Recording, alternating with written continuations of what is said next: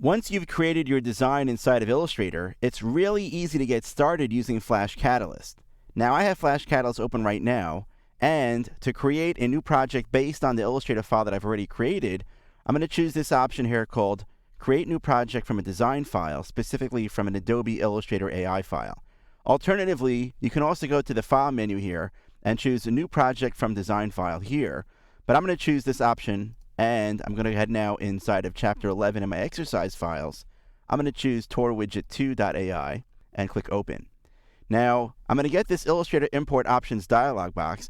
Notice that it automatically picks up the width and height of the artboard that I had set inside of Illustrator. And I also have some options here on how to convert certain elements into native Flash Catalyst objects. For example, where it says Filters here, I have it set to Keep Editable. Remember, I had a soft drop shadow that I applied inside of Illustrator, and I want that drop shadow to be editable here inside of Flash Catalyst as well. Now when it comes to text, gradients, and blends, I have these things set to automatic because I just want Flash Catalyst to do the best job possible in importing these elements. I can choose to import non-visible layers, and I also have the ability, if I want to include unused symbols. Remember, those get converted into optimized graphics here inside of Flash Catalyst.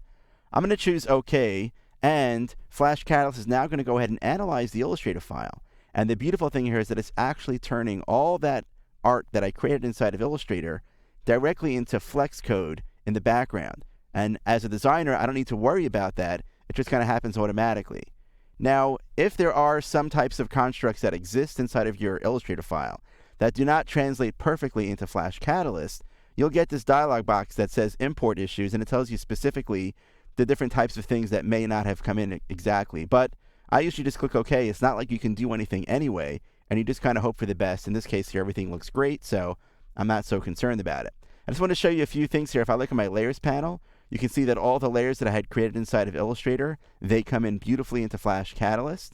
If I take a look at my library here, I can see that these elements here that were actually symbols inside of my document inside of Illustrator are actually now optimized graphics. If I look over here in my library, I can see right over here that I have those symbols that were now converted to optimized graphics, the Tor icon backpack, the one for the calm vacation, and the desert vacation.